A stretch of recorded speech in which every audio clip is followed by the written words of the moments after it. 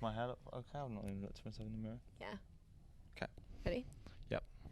Hello, everyone. I'm Nico. And I'm Jack. And we are going to do another podcast. So today's topic is talking about traveling in China.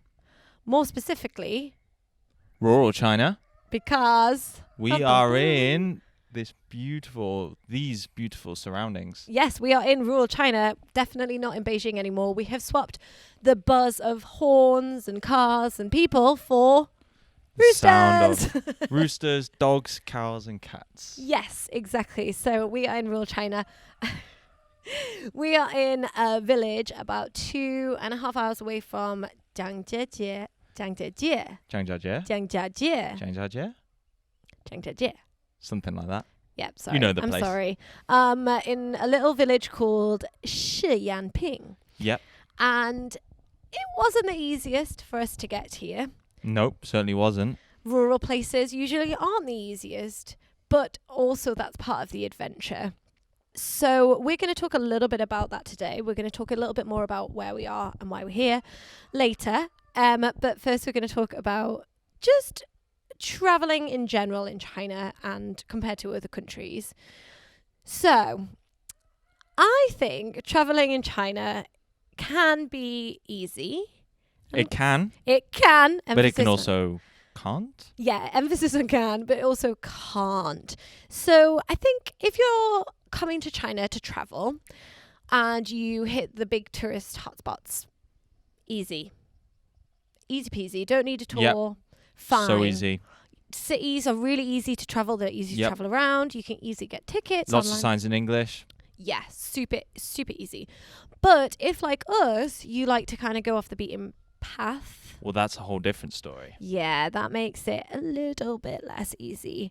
But we are quite, I would say, avid travelers. We are indeed. Yeah, I would say we're pretty avid travelers. We've been to a lot of countries together, a lot of different places. Yes. For sure. And how do you feel about like traveling in off the beaten path places compared to, say, when we were in South America? Well, if we're making direct comparison, I do find it a little bit challenging to get off the beaten path in China. I mean, that's independently.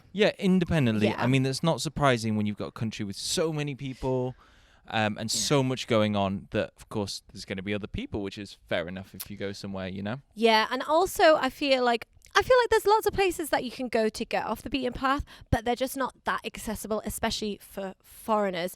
And I think maybe that will change as China opens up a little bit more. Maybe it won't. I'm not entirely sure. But right now, it's like it's a hard mix, I would say. Yep. Because when we were in South America, although there was lots of places that were off the beaten path, there was lots of information, and I feel here in China, information is lacking a little bit. I think it's information though for foreigners perhaps. Yes. Because in South America there's something called a Gringo Trail. Yeah, which is it's so popular. there is a lot of people kind of you'll kind of could go to hostels and things like that and meet other people who have been to the places you want to go to and then get first-hand information. Whereas here in China, it is a little bit more challenging. There's not really a backpacking trail or backpacking scene here. No, it's just not a thing, really. Yeah, you don't really find people kind of hitchhiking anywhere. You don't find people camping or like in camper vans, which is something that we used to, like, we loved doing. We did that in Chile. We rented a camper van. I think Chinese travelers perhaps prefer a bit more comfort. Maybe. Yep. Maybe. And another thing as well is that China's changing so much all the time that I think like if you were to write information about things, I don't know if it would still be accurate in a year or two's time.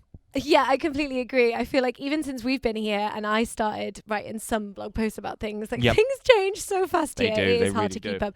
But yeah, so it can be a little bit challenging to go off. And like, we're quite independent travelers. I think that's one of the things that I find difficult because I'm super organized. And we spoke about this in our last podcast, how our time is very limited, especially with having full-time jobs. Like, we only have a small time that we can go on holiday, and you just kind of forget like how big China is. Like, China is so It is pretty big. huge. If you've not looked at a map, it's pretty big. It's huge. So it can take so long to get to places. I mean, for instance, for us to get to here, I mean, it probably didn't need to take this long, but because of the way the way that we did it, because we got a flight and then we got obviously a subway to the train station, and then we got a train, and then we got a taxi to here, kind of ended up taking us like 14 hours or something.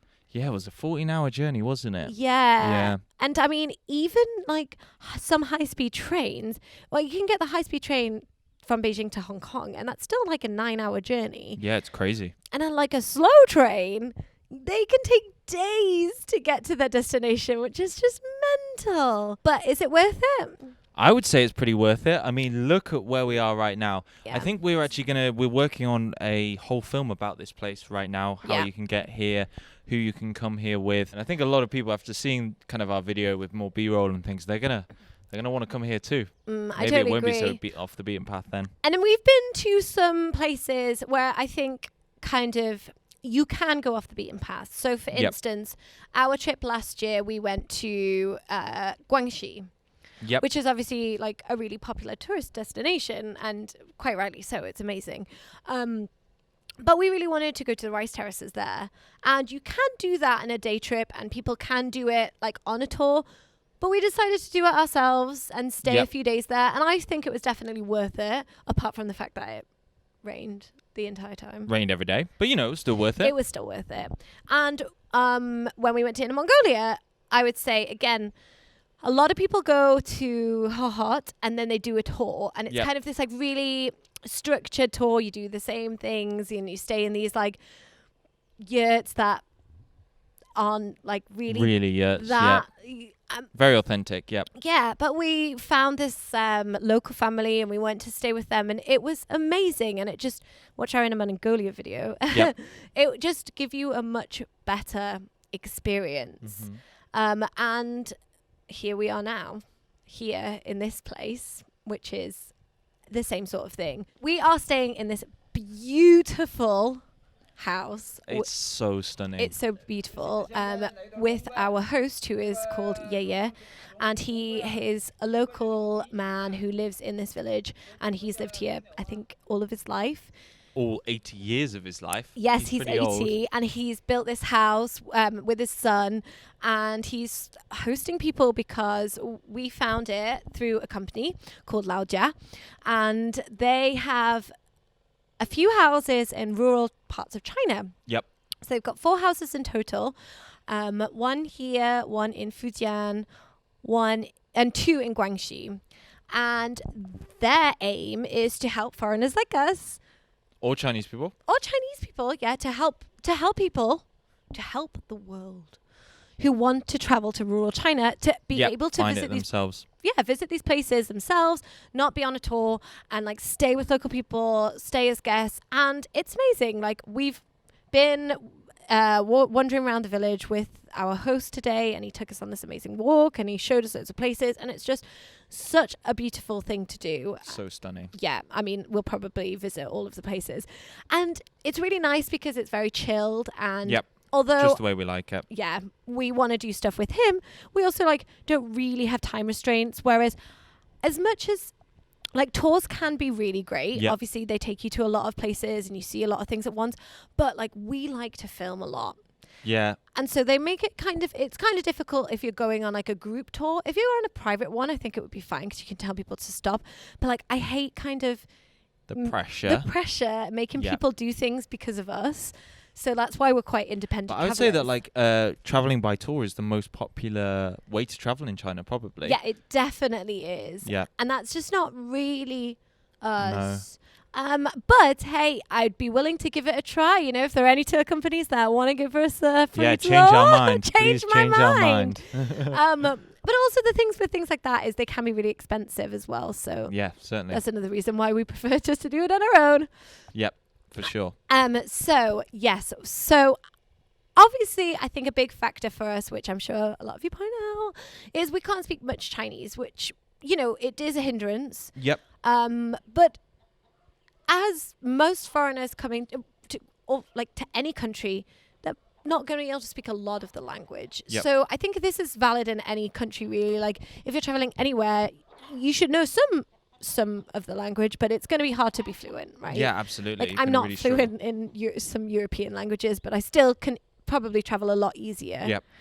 So do you think that if someone was watching this and they were thinking about coming to China but they didn't speak Chinese, what would you say to them? Well, I think it kind of depends on where they want to go. Like we said, it's really easy to travel city to city, and I wouldn't let that be a hindrance. But rural China can be more. Yep. But it depends how adventurous you are. Yep. And it depends how much time you have. Yep. Because if you've got lots of time and you're not really bothered, then you'll get somewhere. Because people are really friendly. Like, everybody in this village has been super accommodating and super nice. Yeah. And it's just really, really like a really nice atmosphere. I feel really welcome here. I think people in China, in rural China, are way friendlier than in the cities. And I think that's probably not a unique thing to China. It's certainly the same in the UK, I think, you know? Yeah. And I think people just have a bit more time. They're a bit more relaxed. They take their life slower. They're willing to stop and talk to you. Whereas in a city, no one cares really. And that's fair enough. Everyone's got their own thing going on. They're busy. They're going about their day. And I mean, I kind of was a little bit anxious because it's our first time traveling since the big C. And I wasn't sure how people were going to react to us because, we are foreign and, you know, they might have thought that we've just come. But actually, everybody's been so nice and it's been really, really lovely. One thing I will say before we wrap this up about traveling, what can make it difficult is that not everywhere in China accepts foreigners. No, that's true. They're not accepting, they hate foreigners, like hotels and things. Yep. Some of them just don't, and it can be quite difficult because they have to register foreigners with this the is police. why it's not it's not a straightforward thing. So like they have to register if they got foreigners staying, blah blah blah. Yeah, because everywhere you go in China, you have to register with the police, which is kind of probably why backpacking isn't as popular because you have to register everywhere. So I think that's probably the biggest hindrance. Because if you came to somewhere like this and you just rocked up, and you might not have anywhere to stay. Whereas in other countries, it's not an issue. Absolutely. So, that would be my 2 cents on if someone was coming to China and they didn't speak Mandarin. Yep. Do you agree? I would certainly agree, but I'd say just come anyway. Just come anyway. To Laojia. Come to Laojia. They will be very helpful. We'll leave a link in the bio. They are super helpful. And super accommodating, and it's been really great. What I would like to know is I like to ask my Chinese fans out there, obviously, we find it difficult because we don't speak Mandarin, but how do you find it if you're trying to travel rural China? Do you find it easy? Say you didn't have a car, because I imagine that would be also, if you had your own private transport, that would be much easier, which again, we don't. But like if you're relying on buses in places like this, you're going to be... How do you find traveling in rural China? Do you find it easy? I mentioned the last time train tickets, you can only get like a month in advance. So what's your thoughts on it? So, we're going to wrap that up here. I hope you enjoyed our little... I think we should go take some photos because it is looks beautiful. Like golden hour's about to come. I think we should, go hit these fields up, get some photos for the gram. Get some photos. Talk of which, if you don't follow us on Instagram, link here. Link below. And we hope you enjoyed this podcast. Hope you enjoyed the scenery even more. Like I said, check out our Instagram stories about Laojia because, oh my God, it's so beautiful. So nice. And if you don't already subscribe to me, do it. And also, if you want to see more content, because I've been filming loads of vlogs about here and about where we're going on our holiday, which I won't be posting on our main channel because it's just me filming and my skills are behind the scenes stuff with my new camera, then sign up to my Patreon to see that. Yeah, I think you're going to get a few extra videos from this place, right? Loads of videos, loads of great content. All right, sign up, subscribe. See you next time. Bye. Bye.